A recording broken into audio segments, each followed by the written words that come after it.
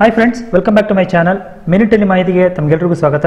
Friends, Karnataka ಲೋಕಸೇವಾ ಆಯೋಗದ ವತಿಯಿಂದ ಗ್ರೂಪ್ ಸಿ ಹುದ್ದೆಗಳಿಗೆ ಕಾಲ್ ಮಾಡಿದ್ದಾರೆ. ಬನ್ನಿ ಅದಕ್ಕೆ ಸಂಬಂಧಪಟ್ಟಂತ ಸಂಪೂರ್ಣ ಮಾಹಿತಿಯನ್ನು ತಿಳ್ಕೊಳ್ಳೋಣ. ಯಾವ ಹುದ್ದೆಗಳು ಮತ್ತೆ ಎಷ್ಟೆಷ್ಟು ಹುದ್ದೆಗಳಿದ್ದಾವೆ, ಯಾವ ರೀತಿ ಅಪ್ಲೈ ಮಾಡಬೇಕು ಅಂತೇಳಿ. ಫ್ರೆಂಡ್ಸ್, ನೀವಿಲ್ಲಿ ನೋಡ್ತಾ ಇರುವಂತದ್ದು ನಾನ್ ಹೈದರಾಬಾದ್ ಕರ್ನಾಟಕದ ಒಂದು ಅಧಿಸೂಚನೆ. ಇದು ಹೈದರಾಬಾದ್ ಕರ್ನಾಟಕಕ್ಕೂ ಕೂಡ ಸೇಮ್ ಅಧಿಸೂಚನೆ ಇದೆ, ಆದರೆ ಹುದ್ದೆಗಳಲ್ಲಿ ಬದಲಾವಣೆ ಇದೆ. ನಾನು ಹೇಳ್ತೇನೆ ಅದನ್ನ. ಸೊ ಇಲ್ಲಿ ನೀವು ನೋಡ್ತಾ ಇದ್ದೀರಾ, ಇದು ಉಳಿಕೆ ಮೂಲ ವೃಂದದಲ್ಲಿ ಇರತಕ್ಕಂತಹ ಗ್ರೂಪ್ ಸಿ ಹುದ್ದೆಗಳಿಗೆ ಆನ್ಲೈನ್ ಮುಖಾಂತರ ಅರ್ಜಿಯನ್ನು ಕಾಲ್ ಮಾಡಿರುವಂತದ್ದು. ಇಲಾಖೆ ಬಂದು ಕೈಗಾರಿಕಾ ಮತ್ತು ವಾಣಿಜ್ಯ ಇಲಾಖೆ. ಇಲ್ಲಿ ಅಧಿಕಾರಿಗಳ ಹುದ್ದೆ ಬಂದು ಕೈಗಾರಿಕಾ ವಿಸ್ತರಣಾಧಿಕಾರಿಗಳು, ಇದು 50 ಪೋಸ್ಟ್ ಇರುತ್ತೆ. ಮತ್ತೆ ಸಾರ್ವಜನಿಕ ಗ್ರಂಥಾಲಯದಲ್ಲಿ ಗ್ರಂಥಪಾಲಕ ಹುದ್ದೆಗಳು 10 ಪೋಸ್ಟ್ ಇರುತ್ತೆ.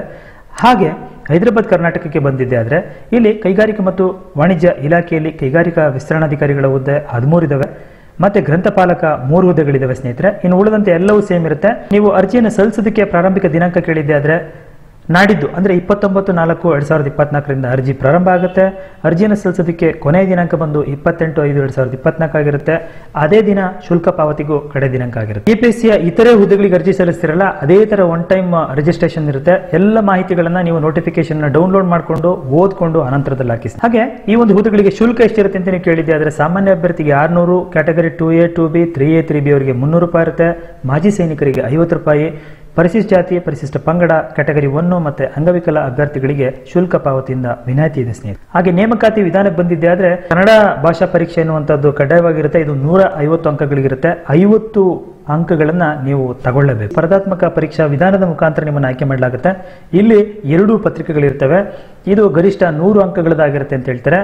ಇವು ವಸ್ತುನಿಷ್ಠ ಬಹು ಆಯ್ಕೆಯ ಮಾದರಿಯಲ್ಲಿ ಇರುವಂತಹ ಒಂದು ಪ್ರಶ್ನೆ ಪತ್ರಿಕೆ ಆಗಿರುತ್ತೆ.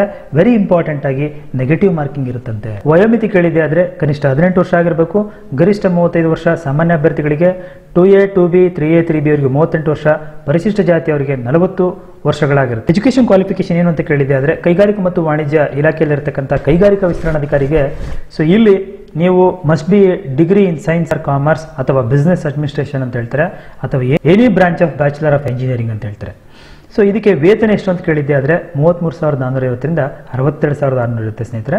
ಕೆಳಗೆ ಬಂದಿದೆ ಆದರೆ ಹುದ್ದೆಗಳ ವರ್ಗೀಕರಣ ಇದೆ, ತಾವು ನೋಡ್ಕೋಬಹುದಾಗಿರುತ್ತೆ. ಹಾಗೆ ಪ್ರಮುಖವಾಗಿ ಗ್ರಂಥಪಾಲಕರು ಇವ್ರಿಗೆ ಏನು ಒಂದು ಕ್ವಾಲಿಫಿಕೇಶನ್ ಅಂತ ಹೇಳಿದ್ದೆ ಆದರೆ ನೀವು ಲೈಬ್ರರಿ ಸೈನ್ಸಲ್ಲಿ ಡಿಗ್ರಿಯನ್ನು ಕಂಪಲ್ಸರಿ ಮಾಡಿರಬೇಕಾಗಿರುತ್ತೆ. ಇವರಿಗೆ ಒಂದು ವೇತನ ಶ್ರೇಣಿ 37,900ರಿಂದ 70,850 ಇರುತ್ತೆ. ಸೊ ಅವರ ಒಂದು ಹುದ್ದೆಗಳ ವರ್ಗೀಕರಣವಿದೆ, ನೀವು ನೋಡ್ಕೋಬಹುದು. ಫ್ರೆಂಡ್ಸ್, ನೋಡಿದ್ರಲ್ಲ, ಇದಾಯ್ತು ಕರ್ನಾಟಕ ಲೋಕಸೇವಾ ಆಯೋಗದ ವತಿಯಿಂದ ಕಾಲ್ ಮಾಡಿರುವಂತಹ ಗ್ರೂಪ್ ಸಿ ಹುದ್ದೆಗಳಿಗೆ ಸಂಬಂಧಪಟ್ಟಂತ ಸಂಪೂರ್ಣ ಮಾಹಿತಿ. ವಿಡಿಯೋ ಇಷ್ಟ ಆಗಿದ್ರೆ ವಿಡಿಯೋಗೊಂದು ಲೈಕ್ನ ಕೊಟ್ಟು ಚಾನಲ್ನ ಸಬ್ಸ್ಕ್ರೈಬ್ ಮಾಡಿಕೊಂಡು ಫ್ರೆಂಡ್ಸ್ ಮತ್ತೆ ಫ್ಯಾಮಿಲಿಗೆ ಶೇರ್ ಮಾಡಿ ಅಂತ ಹೇಳ್ತಾ ಮುಂದಿನ ವಿಡಿಯೋದಲ್ಲಿ ಮತ್ತೊಂದು ಹೊಸ ವಿಷಯದೊಂದಿಗೆ ತಮ್ಮದ ಬರ್ತೀನಿ. ಎಲ್ಲರಿಗೂ ಥ್ಯಾಂಕ್ ಯು, ಬೈ.